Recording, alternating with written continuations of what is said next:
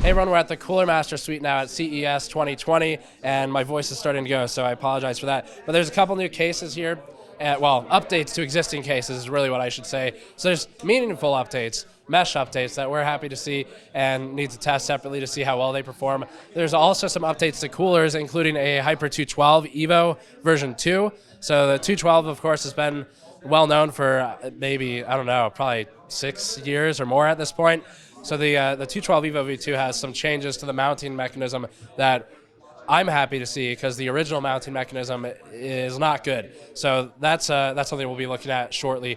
We'll start with the cases though. Before that, this video is brought to you by Gigabyte's X570 Master motherboard. The X570 Master is what we use for all of our Ryzen 3000 CPU reviews and for extreme overclocking streams with the 3900X. The Master is built to handle more current than you'll push through your Ryzen CPUs. It has actual finned heat sinks for the VRMs, and it features a massively overhauled Gigabyte BIOS.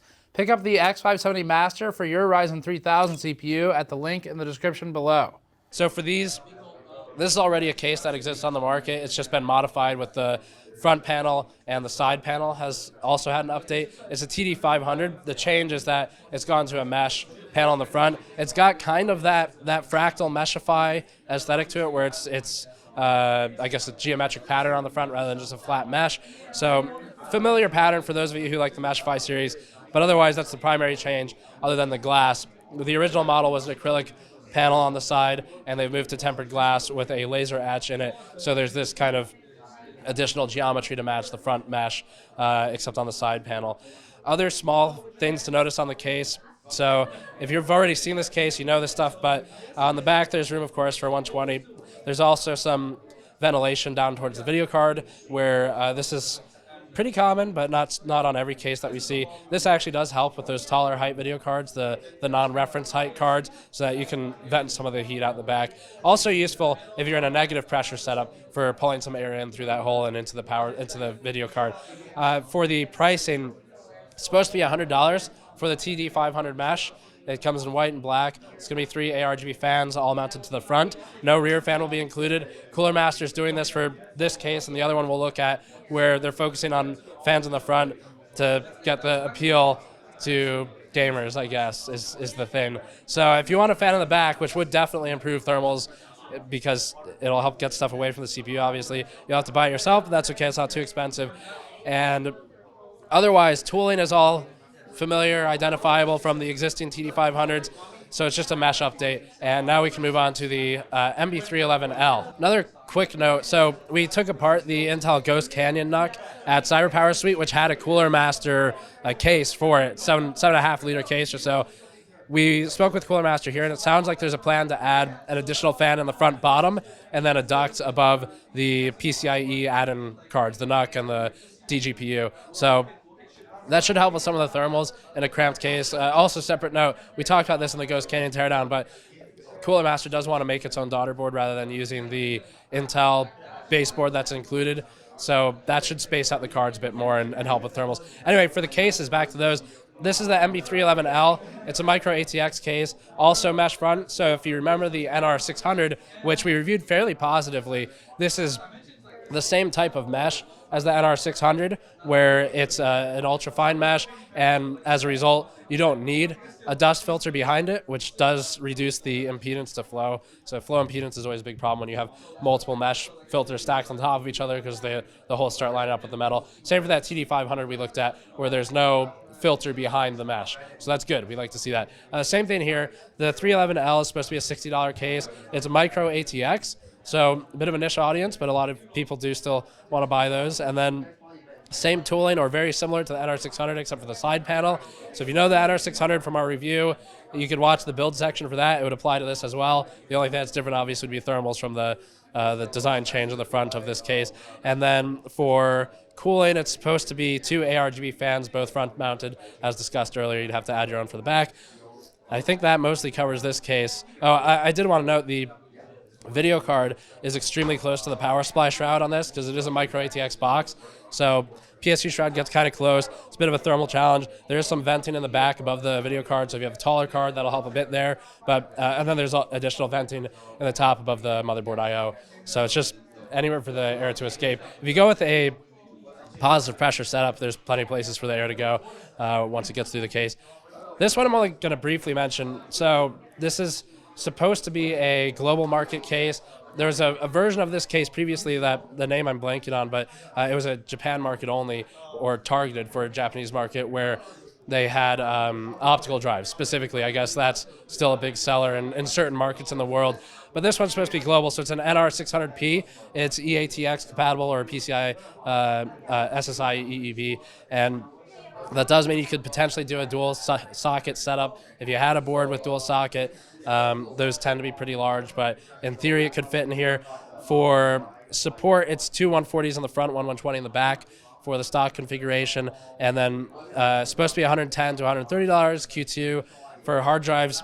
It currently comes with a hard drive cage on the bottom, but there's the option to add more and stack them, except then you start blocking off the fans, obviously. So it just comes with one as we understand it right now. Let's move on to the coolers. So for the air coolers now, the Hyper 212 Evo V2 I wanted to show. This has had a lot of updates over the years, and there was an Evo update. There's an all-black update as well that we've actually recently tested, though we haven't published the data yet. So this has had a change where the fan has been updated. Some of the previous Hyper 212s, the fan supply would change depending on when you bought it, so you didn't quite know exactly what fan you were getting, which could affect performance. But the more important change that I'm hoping works out well is the mounting is now modified. So you see there's that small aluminum fin stack, which is kind of like more of a heat spreader than anything, but sitting on top of the cold plate down there. And we've got these mounting points on the sides rather than the original, which if you ever worked with it was terrible. The original was an X, and the X bracket, you could just never get it fully flush. So if you sat the cooler down like this and you use the old X bracket on the Hyper 212, you could grab it like that and wiggle it on top of the CPU IHS, which is not good. So this has been improved to resolve that, hopefully, because that was actually one of our biggest complaints with the original Hyper 212. Also, the cooler would end up scratching the IHS if you tried to apply too much pressure to it, and it still wouldn't be fully contacted and flush with well, it'd be flush, I guess, just not secure is really the word we're looking for. For this one, DT614, so this got a plate on top. You can just access via, looks like a PH2 size screw up there, access the mount.